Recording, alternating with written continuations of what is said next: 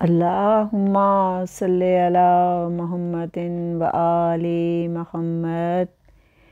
یا ایھا الذین آمنوا اذا جاءکم المؤمنات مہاجرات فامتحنوہن اللہ اعلم بایمانہن۔ مومنوں، جب تمہارے پاس مومن عورتیں وطن چھوڑ کر آئیں تو ان کی آزمائش کر لو، اور اللہ تو ان کے ایمان کو خوب جانتا ہے۔ سورۃ ممتحنہ کی یہ آیت ہے۔ اور جب جناب ابن عباس سے کسی نے پوچھا تھا کہ یہ کن عورتوں کے بارے میں آئی ہے، کس خاتون کے لیے خصوصاً آئی ہے، تو ابن عباس کنز المال میں فرماتے ہیں کہ یہ بی بی فاطمہ بنت اسد کے لیے آیت آئی ہے، اس لیے کہ وہ پہلی خاتون تھیں کہ جنہوں نے جناب رسول خدا کے ہاتھ پر بیعت کی تھی۔ اور اسی طرح سے ابن الحدید متزلی بھی کہتے ہیں کہ یہ آیت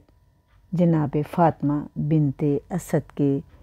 پہ پوری مستاق آتی ہے، پوری طرح سے ان پہ ہی ثابت ہوتی ہے، اس لیے کہ آپ پہلی مہاجرہ تھیں کہ جنہوں نے بیعت کی تھی۔ میری بی بی پاک فاطمہ بنت اسد ایک نیک بیوی کی سب سے بڑی خصوصیت یہ ہوتی ہے کہ شوہر کی فرما بردار ہو، اس کے حقوق کا خیال رکھنے والی ہو، اس کے گھر کا خیال رکھنے والی ہو، اس کے مال کا، اولاد کا خیال کرنے والی ہو، اس کی اولاد کی اچھی تربیت کرنے والی ہو، اپنے پردے کا خیال کرنے والی ہو، اور اس کے ساتھ ساتھ اس کی سب سے بڑی جو علامت ہوتی ہے وہ یہ کہ اس کی اولاد نیک ہو۔ اور جب ہم فاطمہ بنت اسد کو دیکھتے ہیں تو کیا شان ہے میری بی بی کی کہ آپ نے اپنی گود میں جناب سرور کائنات محمد صلی اللہ علیہ وآلہ وسلم کو بھی پالا ہے، اور جناب رسول خدا صلی اللہ علیہ وآلہ وسلم آپ کو اپنی ماں کہتے تھے۔ ظاہر ہے کہ آپ کو بچپن سے ہی آپ نے گود لے لیا تھا جناب ابو طالب نے، تو ابو طالب تو گھر سے باہر رہتے تھے، گھر میں میری بیوی رہتی تھی، آپ نے ان کی پرورش فرمائی۔ اس کے ساتھ آپ نے مشکل کشا علی ابن ابی طالب، جناب جعفر طیار اور جناب عقیل جیسے بیٹے آپ کے تھے، ام ہانی جیسی بیٹی آپ کی بیٹی تھی، یعنی ہر بچہ اپنی ذات و صفات میں کامل تھا۔ اس کے ساتھ ساتھ کہ آپ نے بہت اچھی تربیت کی، آپ کی ایک خوبی ہے کہ آپ ایک فرما بردار بیوی تھیں۔ آپ کے اس سے ہمیں اور بڑا ثبوت کیا ملے گا کہ آپ کتنی نیک بیوی تھیں، کہ کوئی بیوی اپنے شوہر کی ایمان کی گواہی نہیں دیتی کہ میرا شوہر صاحب ایمان تھا۔ بی بی فاطمہ بنت اسد وہ ہیں کہ جنہوں نے اپنے شوہر کے ایمان کی گواہی بھی دی ہے، اور وہ اس طرح سے کہ جب لوگ اکثر اب بھی یہ سوال کرتے ہیں کہ آپ نے کلمہ پڑھا تھا یا نہیں پڑھا تھا جناب ابو طالب نے، بار بار یہ ذکر اکثر عموماً کیا جاتا ہے۔ آج اسی سوال کا مجھے جواب دینا ہے، اور یہ جواب میں نے نہیں دیا بلکہ یہ میرے مولا سید سجاد امام زین العابدین ابن امام حسین ابن علی علیہ السلام ابن ابو طالب نے جواب دیا ہے کہ میرے مولا امام زین العابدین علیہ السلام کو کسی صحابی نے خط لکھا اور سوال یہ پوچھا کہ مولا اکثر ہم سے یہ سوال کیا جاتا ہے کہ جناب ابو طالب نے کلمہ پڑھا تھا یا نہیں پڑھا تھا، یعنی وہ مسلمان ہوئے تھے یا نہیں ہوئے تھے۔ اور یہ بات میری بہت دھیان سے سنیے گا کیونکہ یہ سوال بہت کامن ہے، اکثر لوگ یہ سوال کرتے ہیں بلکہ کرنا بند کرتے ہی نہیں ہیں۔ تو یہ میرے مولا امام زین العابدین نے کتنے پیارے طریقے سے جواب دیا ہے، کیونکہ امام کا کلام کا امام ہوتا ہے۔ کیا شان ہے میرے مولا کی۔ جب آپ نے یہ لفظ پڑھا کہ مولا کیا جناب ابو طالب ایمان لائے تھے یا نہیں لائے تھے؟ اکثر لوگ ہم سے یہ سوال کرتے ہیں۔ امام زین العابدین علیہ السلام نے خط لیا، ایک دفعہ پڑھا، دوسری دفعہ پڑھا، اس کے بعد فوراً ہی خط کا جواب دیا، اور اس بات کا جواب بہت مکمل طریقے سے رسول خدا صلی اللہ علیہ وآلہ وسلم کے یعنی اپنے جد کے فرمان کے مطابق ارشاد فرمایا۔ آپ نے کہا کہ سنو کہ تم اعتراض کرتے ہیں، تم پہ لوگ اعتراض کرتے ہیں یا تم سے سوال کرتے ہیں کہ حضرت ابو طالب ایمان لائے تھے یا نہیں لائے تھے، اور یہ علم کمال کی بہترین دلیل ہے، اس کا جواب کوئی لا نہیں سکتا۔ تو آپ نے کہا کہ سوال اب یہ پیدا ہوتا ہے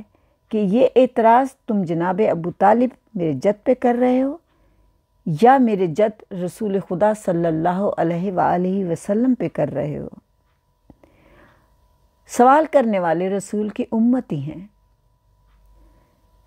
تو پھر رسول کی ہی حدیث ہے، اور رسول صلی اللہ علیہ وآلہ وسلم نے فرمایا ہے کہ کوئی مسلمان عورت کسی کافر کے نکاح میں نہیں رہے گی، اور کوئی کافر مرد کسی مسلمان عورت کے نکاح میں نہیں رہے گا۔ رسول کو حکم تھا کہ وہ ان دونوں میں طلاق دلوا دیں، جدائی ڈال دیں، یا پھر وہ مسلمان ہو جائیں گی۔ اگر عورت کافر ہے تو وہ مسلمان ہو جائے، تب وہ مسلمان مرد کے ساتھ رہ سکتی ہے، یا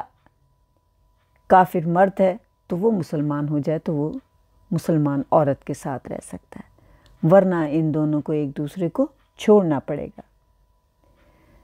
اگر جناب ابو طالب مسلمان نہیں تھے، انہوں نے کلمہ نہیں پڑھا تھا، تو میرے پیغمبر اکرم صلی اللہ علیہ وآلہ وسلم نے جناب ابو طالب کو دفن بھی خود کیا ہے، اور جناب فاطمہ بنت اسد کو بھی دفن کیا ہے، اور آپ اس کے زمانے میں آپ نے بیعت رسول خدا کے ہاتھ پہ کی ہے۔ دعوت ذوالعشیرہ میں میری بیوی شامل تھیں، جناب ابو طالب شامل تھے، آپ نکاح میں تھیں جب اسلام قبول کیا۔ بعد میں کتنے عرصے کے بعد جناب ابو طالب کا انتقال ہوا، آپ نکاح میں تھیں۔ اگر جناب ابو طالب نے کلمہ نہ پڑھا ہوا ہوتا تو آپ کیسے ان کے نکاح میں رہتی؟ رسول خدا صلی اللہ علیہ وآلہ وسلم پیغمبر ہیں، آپ کے سامنے یہ دونوں میاں بیوی موجود ہیں، چچا چچی، تو آپ ان دونوں میں جدائی کیوں نہیں ڈال رہے تھے؟ ظاہر یہ تھا کہ دونوں ہی صاحب ایمان تھے، اور اگر ایسا ہوتا تو پیغمبر اکرم پر واجب تھا کہ وہ ان دونوں میں جدائی ڈال دیتے، کیونکہ کوئی مسلمان عورت کافر مرد کے ساتھ نہیں رہ سکتی تھی، اور جناب حضرت ابو طالب سے جناب فاطمہ بنت اسد کو جدا کر دیتے، مگر رسول صلی اللہ علیہ وآلہ وسلم نے ایسا نہیں کیا تھا۔ جناب فاطمہ بنت اسد آپ پر ایمان لا چکی تھی، اور اس سے ثابت یہ ہوتا ہے کہ جیسے فاطمہ بنت اسد صاحب ایمان تھیں، ویسے ہی جناب ابو طالب صاحب ایمان تھے، اور یہ ہمیں اس بی بی کے ایمان سے، اس بی بی کی حیات سے ہمیں یہ ثابت ہوتا ہے کہ چونکہ آپ ایمان لانے کے بعد مسلمان ہی رہی ہیں، رسول نے کبھی جدائی نہیں ڈالی، تو ظاہر یہ ہوا کہ آپ کے ایمان کی بدولت، آپ کی شادی کی بدولت، آپ کے جناب ابو طالب سے نکاح کی بدولت، یہ ایمان ابو طالب کے لیے بھی سب سے بڑی دلیل ہے کہ جناب ابو طالب بھی صاحب ایمان تھے۔ اگر وہ صاحب ایمان نہ ہوتے تو جناب فاطمہ بنت اسد سے رسول خدا جدائی کروا دیتے۔ علیحدہ کروا دیتے، کیونکہ آپ پیغمبر اسلام ہیں۔ آپ صرف ایک رشتے کی خاطر ایسا قدم نہیں اٹھا سکتے تھے، اور یہ میری بیوی کی شان ہے کہ آپ کی اس بات سے وہ شخص مان گیا کہ جناب ابو طالب مسلمان تھے۔ نعوذ باللہ، اگر جناب ابو طالب کافر ہوتے تو رسول خدا ان دونوں میں جدائی کرا دیتے۔ بہرحال ہمیں صاحب ایمان رکھ اور محمد و آل محمد کے صدقے میں ہمیں ایسا بنا دے کہ جیسا تو چاہتا ہے۔ ہمیں ہماری عبادتوں میں خلوص پیدا کر، اے میرے رب کریم، ہماری اس تمام عبادت کو قبول کر لینا۔ روز محشر پیاس کی شدت سے بچانا، پاک زہرا کی چادر کے سائے میں رکھنا۔ اے میرے مولا، جو مومن اور مومنات اس دنیا سے چلے گئے ہیں انہیں بخش دے، ہمارے گناہ کبیرہ و صغیرہ کو بخش دینا، بیماروں کو صحت عطا کر، بے اولاد کو اولاد عطا کر، بے روزگار کو روزگار عطا کر، بے گھر کو گھر عطا کر، اے میرے رحیم جس کی جو دلی خواہشیں پوری کر دینا، اور امام زمانہ کا جلد ظہور ہو جائے۔ اللہم صلی علی محمد و آل محمد۔